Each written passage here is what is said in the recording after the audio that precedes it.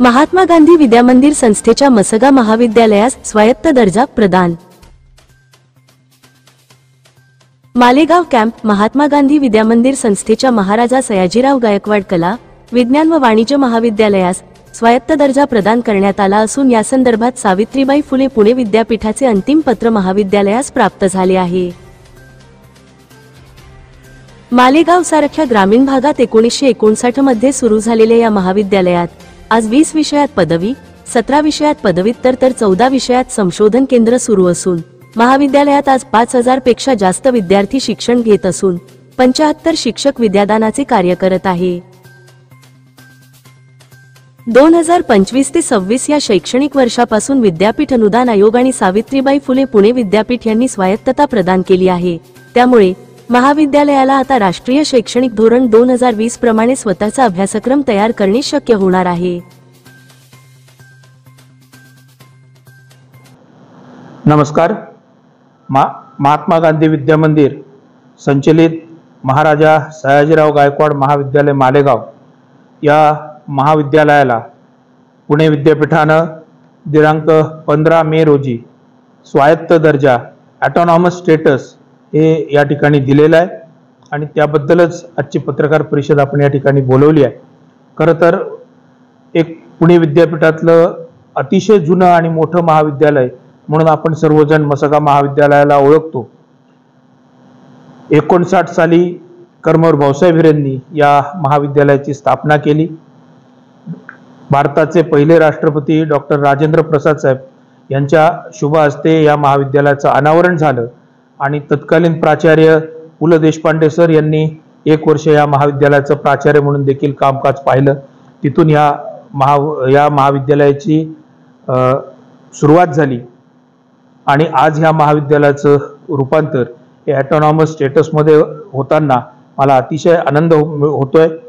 कर्मवीर भाऊसाहेब हिरेंच्या 4थ्या पिढीचा वारसदार म्हणून हे सगळं बघत असताना एक आनंद आहे की आम्ही विद्यार्थ्याला एक वेगळा आउटपुट याच्यामधून देऊ शकणार आहोत।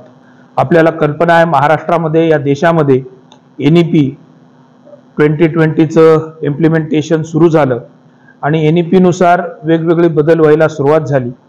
नॅकच्या 3rd सायकलमध्ये A+चं स्टेटस, A+चा दर्जा हा MSG कॉलेजला मिळाल्यानंतर आपण ऑटोनॉमसीकडे जाण्याचा निर्णय घेतला आणि आज UGCनी आणि पुणे विद्यापीठाने आपल्याला ऑटोनॉमस स्टेटसची मान्यता या माध्यमामधून दिलेली आहे।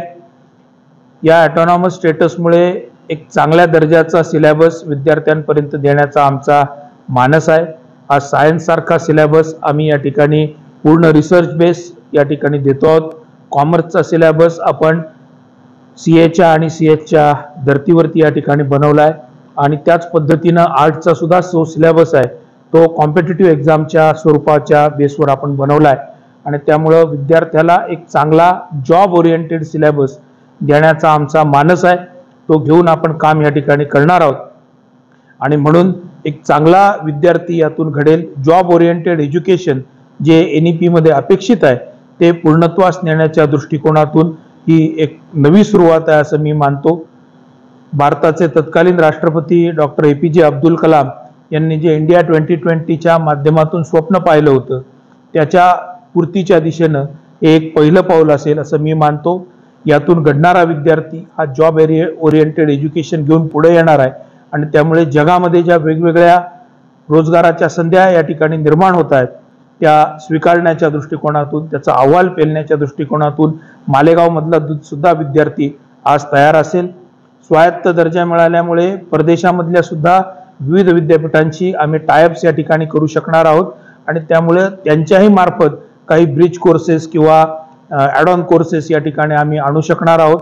आपण फर्स्ट इयरला बायनरीच्या पॅटर्नला जात असल्यामुळे जर एखाद्या विद्यार्थ्याला हवा असेल तर तो फायनल इयर नंतर फॉरेन युनिव्हर्सिटीच्या पण डिग्रीला जाऊ शकतो। 1 वर्षाची परीक्षा त्यांनी दिली तर त्याच्या हातामध्ये ड्युअल डिग्री हातामध्ये येऊ शकते आणि म्हणून एक चांगली सुरुवात ही मालेगावकरांच्या दृष्टीने ही झाली आहे।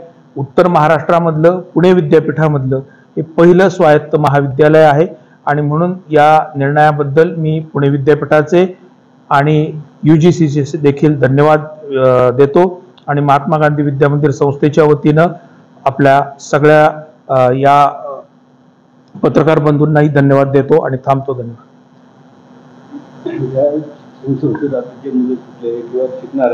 हो, फायदा काय? याच्यातला फायदा असा आहे की मी तुम्हाला म्हटलं तसं शिक्षण जे आपण देणार आहोत, आपला जो अभ्यासक्रम आहे, सिलेबस आहे, हा 100% जॉब ओरिएंटेड आहे, जॉब बेस्ड आहे.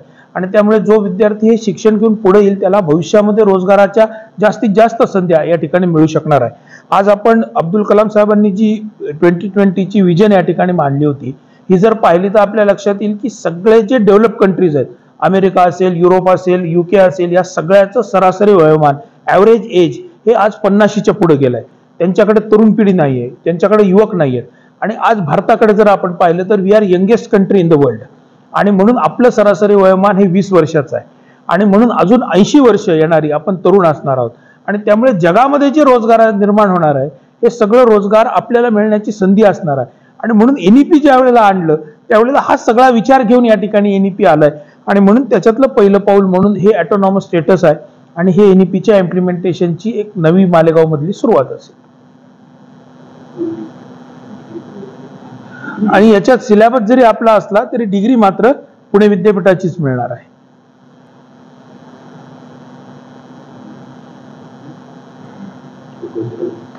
कोणाच? जी सर.